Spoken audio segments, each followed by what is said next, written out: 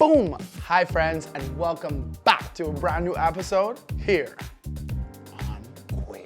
This week, I get to sit down with Mikey Rapley, one of the founders of the LGBTQ+ organizations Equals Barbados. In this episode, we talk about everything equals. What discrimination and stigma look like in Barbados, the work the organization is doing with HIV and AIDS, and the sensitization training Equals offers to companies to create less discrimination and more equality in the workplace. This is a super educational queer episode. I mean, there's so much to learn and so much empathy to be gained. You can check out the entire story on the Quear podcast on Apple Podcasts and Spotify. Also, check out our Patreon page. For as little as $3 a month, you can support the queer journey.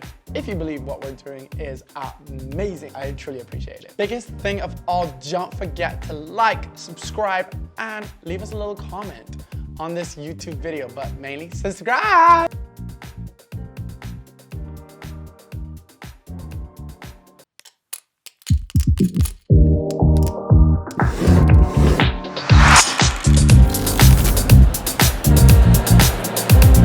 How did Equals start? Equals started when I joined an organization called the Caribbean HIV AIDS Alliance. Yeah. I was hosting support groups for young gay and bisexual men to educate them on safer sex behaviors as a means of prevention. And then we got this opportunity to get some funding through the organization to start like a safe space where you would do workshops and you would do testing, but that fell through. And then we decided, why don't we create an organization so that we can accept any funding to be able to do something like that. We had an acronym at first: empowerment, quality, unity, acceptance, love, and strength. Like qualities of life we believe that we deserve. We've moved away from the acronym because, you know, I think equals in itself speaks for what it is. Yeah, absolutely. But we obviously hold those words, you know, close to what we do. We got registered in 2013. The first few years were just sort of referring people. And then we sort of got this opportunity from USAID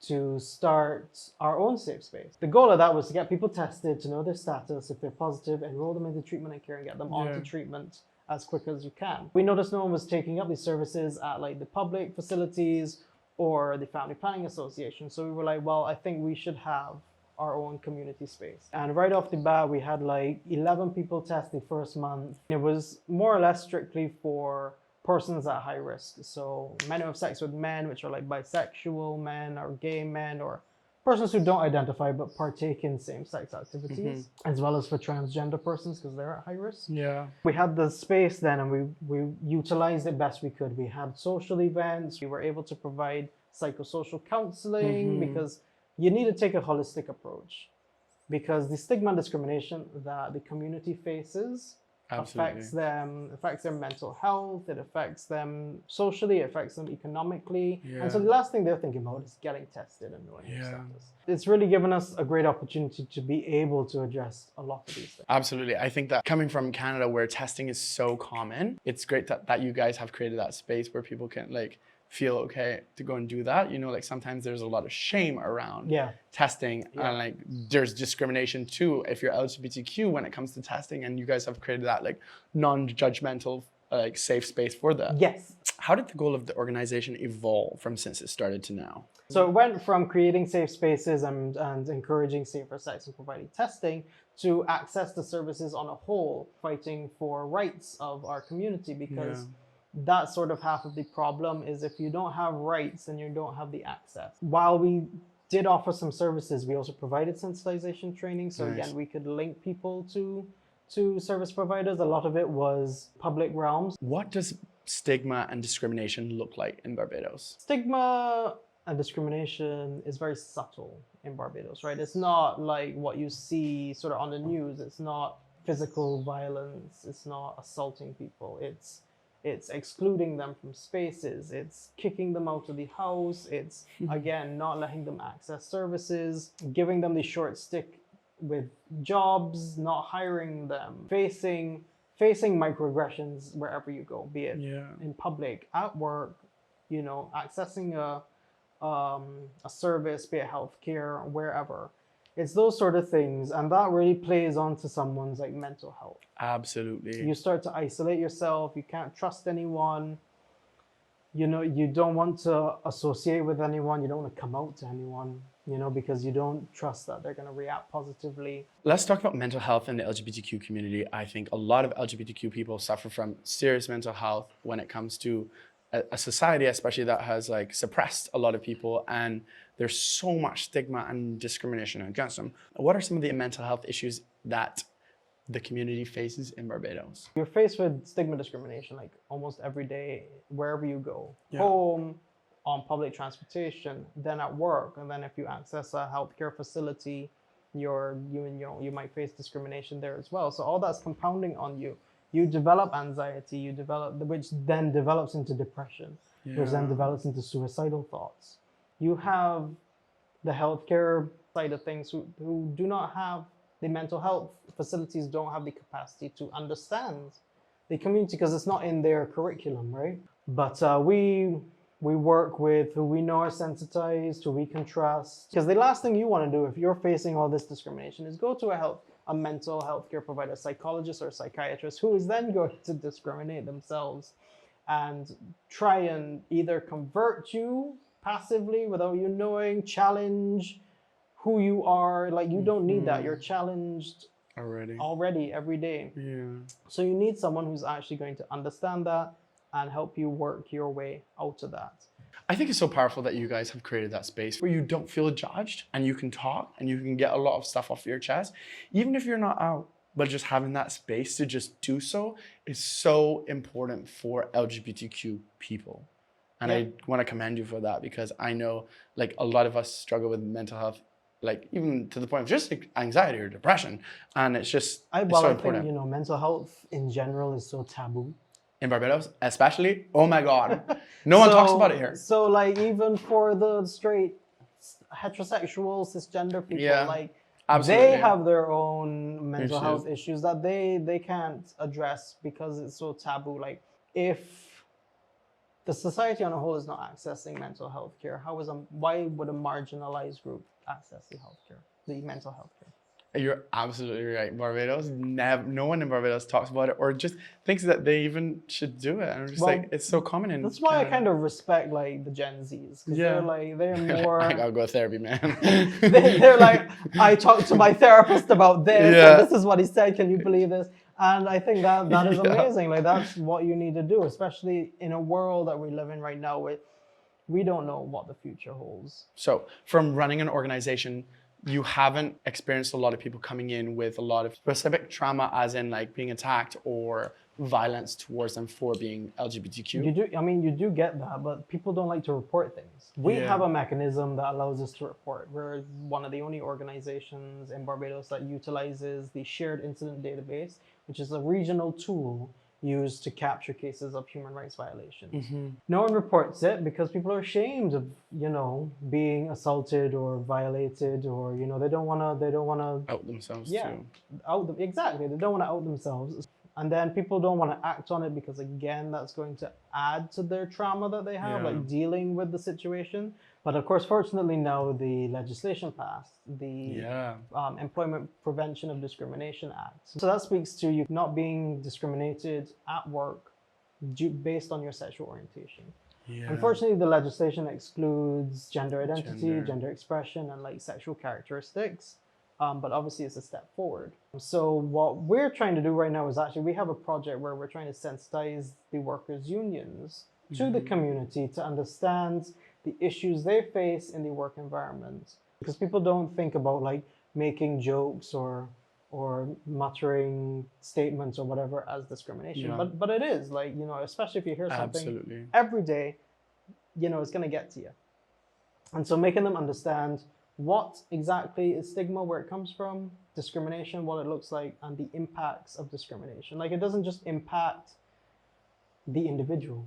It will impact people around them, people in their lives, because they cannot function fully in society. It will also impact the business and their work because they cannot work efficiently because they are anxious and possibly depressed. There are multiple reasons why you want to create a diverse and inclusive work environment. Yeah. I mean, it's so multifaceted, and you see how the branches all also intertwine. I think that's where the challenge comes in fighting stigma discrimination. Absolutely. And you see all the areas that really need to be worked on in our community. And I think that the biggest thing comes from allies and people outside of the community also stepping up and learning. And I think the more visibility that we have in Barbados, we were talking about this, the more visibility that we have in Barbados, the more powerful the movement is going to be, Yes. and things are going to start to change a little bit faster. I definitely right? say that the best form of advocacy is visibility. Absolutely.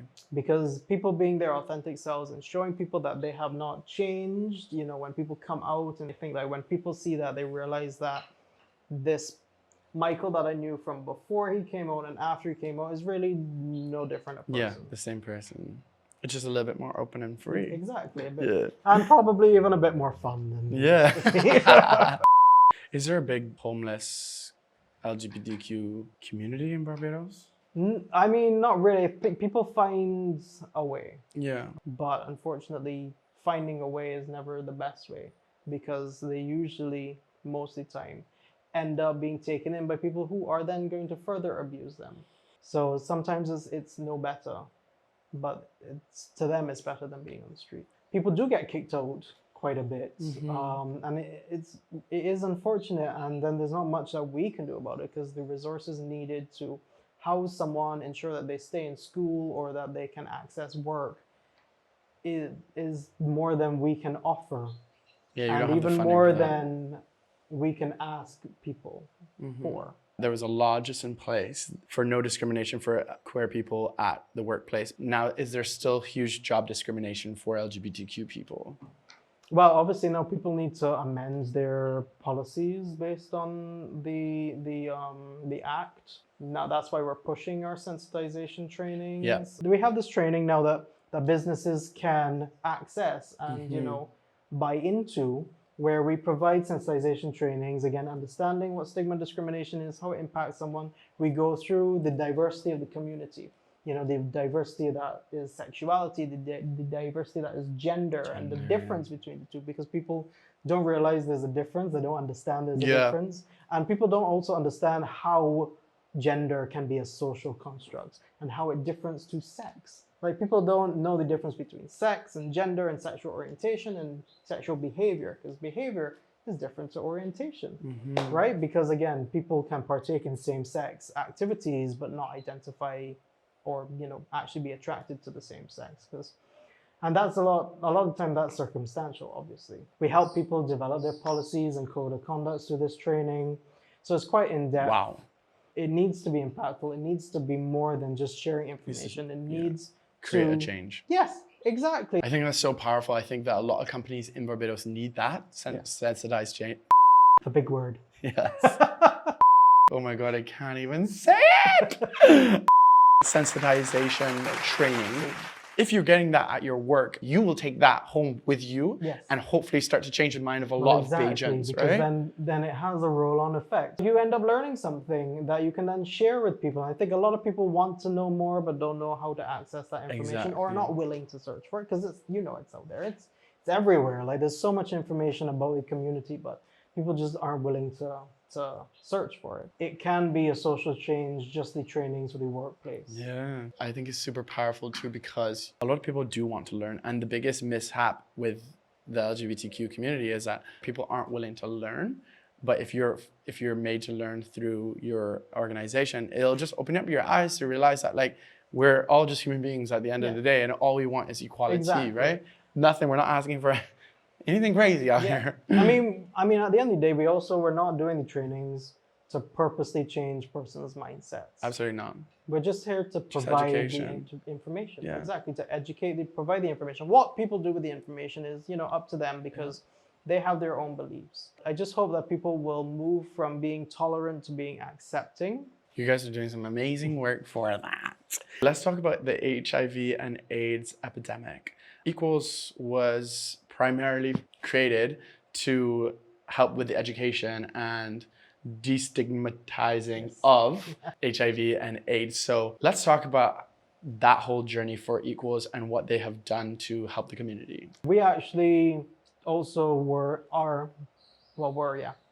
the first community center in the Caribbean Wow. to offer PrEP. Wow. Yeah. For the people that are watching that don't know what PrEP is, can you please explain? So PrEP, pre-exposure prophylaxis, yeah. basically is HIV medication that people who do not have the virus take to create this resistance to the virus. That can be up to 96% effective in fighting off the virus if you happen to get infected. So we know how there's like the morning after pill for HIV. It's similar to that in that it's before and not after. Again, just like the HIV pill, you have to take it daily to make sure you have the highest level of resistance. Absolutely. So we are actually still in Barbados the only other place that you can access PrEP other than the same Lady Mead Reference Unit, which is the government facility. So I know HIV medication is quite expensive. It's all free here. Okay, how did that come about? They use, I don't want to say off-brand, like there's another word, but like they don't use like Truvada. They don't like the branded stuff. The other stuff is just as efficient, you know. Just not as because it goes to because people become so it's government undetectable so quickly on this medication that it is very effective. But yes, it's all government funded. Amazing. Studies have shown that if you take your medication daily and you're constant with it, you can lower your viral load to a point where you actually cannot pass on the virus to someone else, even through unprotected sex. Wow. So you're taking your medication, you're undetectable. That means like an HIV test cannot pick it up. So the HIV test says you're negative, but then there are other tests they can do to see your actual viral load. So they can still see the virus in your system. So you still know that you're positive, but you're undetectable. Yeah. You can't pass it on because there's so little. The virus is actually not active in your blood system, so you can't pass it on. I think it's so important for people to know that because there's so much stigma and discrimination still in Barbados around HIV and AIDS. What is some of the stigma and discrimination that you see around it in Barbados? Well, again, like people still perceive it as this like death sentence. Yeah. Like if you get it, you're gonna die. But we just did a HIV workshop with a youth group, and the facilitator there just said that they had their first person die of old age who was on HIV medication, and they died at like 92, something like that. Right? So you can live a completely full life, and they passed away from natural causes, like completely unrelated to HIV complications.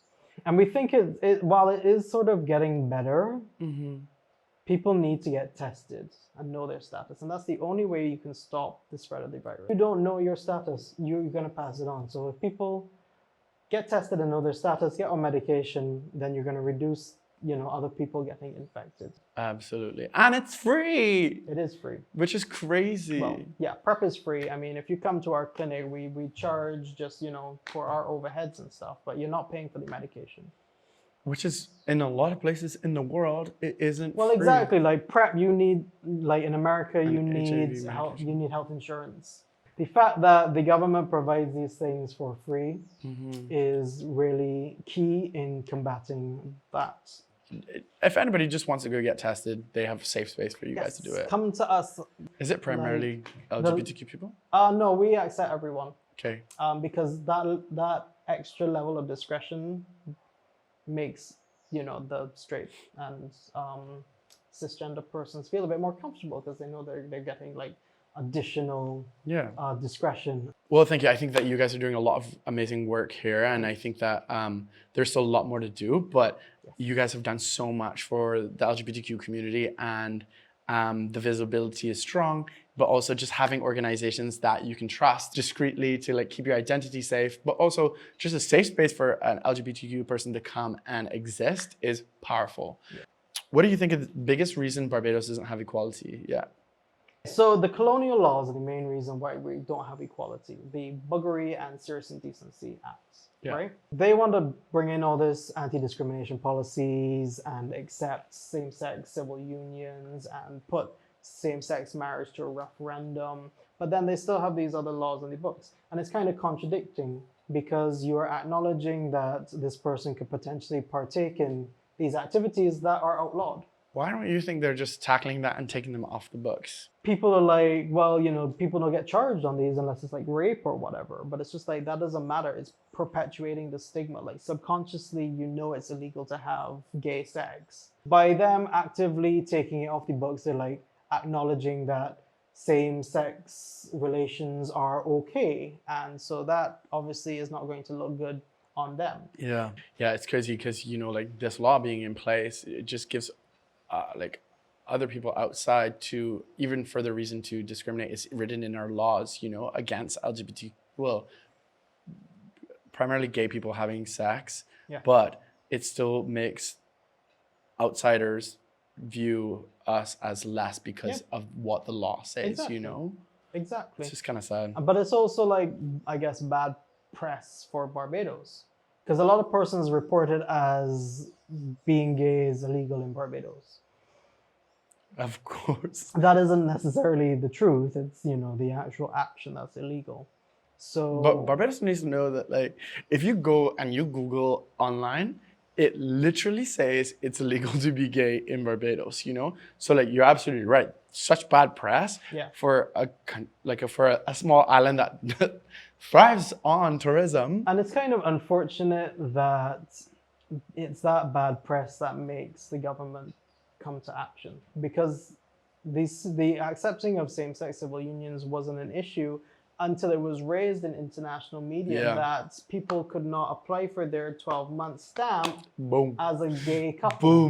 Right? It had to be a heterosexual couple. Wow. Right? So it's unfortunate that that's the reason why sometimes the government does what it does, but nothing has changed. Nothing. They haven't, like they haven't talked about it since, and that's like a year ago now. It was almost like a little publicity stunt, you know. So we have to like get on their case about that. So. Yes, work on it. Legislations are one part of it, but also changing just a broad scale of like education and empathy towards a community is huge, and I think that it's such powerful work that you guys are doing. When I look at my family, you know, like I have 3 queer siblings, and the only way my mom and dad got to understand a lot more about the LGBTQ community and be more open to it is from us, right? They got educated by us all the time. So it's just like, it is possible. People can change. Yeah, no, exactly. And the only difference between us and them is who we are attracted Choosing to. to love, exactly, who we choose to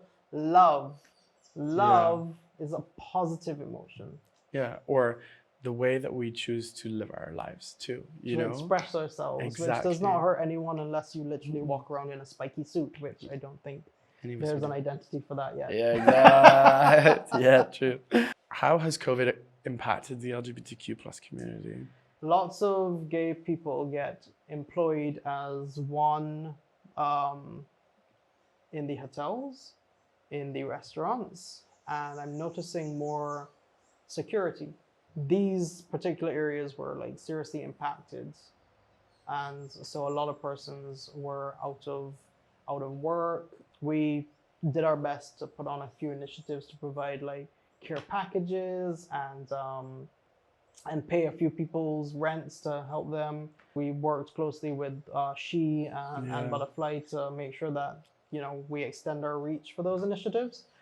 If anybody is watching, how can they help towards supporting LGBTQ people? I mean, obviously, you can donate money. Money always helps. You can indicate to us what you want that money to go to. Do you want it to go to care packages? Is it to help someone with their rent? Is it to provide psychosocial care for someone? Is it to just help the clinic perform their activities? So there's various ways where resources can go. They can also come and provide and share information. So you can help facilitate a workshop that will help build skills. That's great. We want to teach people CV writing, cover letter writing, interview skills, all that stuff, so that we can prepare them for when they go out. You know, the coronavirus sort of raises, and leaves us. Put it here. The links I will don't be know. under. Yeah. The links will be in the bio. No, that's great. I think that I hope some people watching this will just get a bit more like We awareness can also and education. encourage their workplaces to partake in the training. Yeah, to Because then we're providing a service and, you know, being paid for it and, you know, helping fund a lot of the work you being guys are doing. self-sustaining. That's really what good. it's all I think about. that's so brilliant. What's one message you would like to say to anybody that's watching? I want people to mind their own business. That's like, be you someone who is not of the community, be you of the community, just like mind your own business. Don't worry about what other people are doing. Do you, you know, because at the end of the day, if you focus on other people, you're not going to be able to focus on yourself. And that's who you need to live for, yourself. I love that. I think that's powerful. Absolutely. Focus on you, boo, and you'll flourish. Exactly. Do you, boo. Do you, boo. Well, thank you so much for coming on here and sharing welcome. It was my the pleasure. Equals story. Thank you. I really Thank you appreciate for it. allowing me this space to do that. Absolutely. I think that you guys have created such an impactful organization in Barbados and are challenging a lot of things that need to change here, but also offering such a big community to people of the LGBTQ plus community. So I just want to say thank you and for educating me too. You're welcome. I really appreciate it. Thank you. Thank you, Mikey, and your team at Equals for all the impactful work your organization does here in Barbados. We as a society need to continue to educate ourselves on topics we do not understand and break down the stigma and discrimination around HIV and AIDS and around the LGBTQ plus community. Also, sensitization training is essential for companies to invest in. I mean, be a leader that invests in your company to make it a more accepting and loving space. No more discrimination, only equality, baby. That's it for this week. I'm so grateful again, Mikey, for coming on here and educating me. Thank you so much, and I'll see you guys next week for a brand new episode. Ciao for now.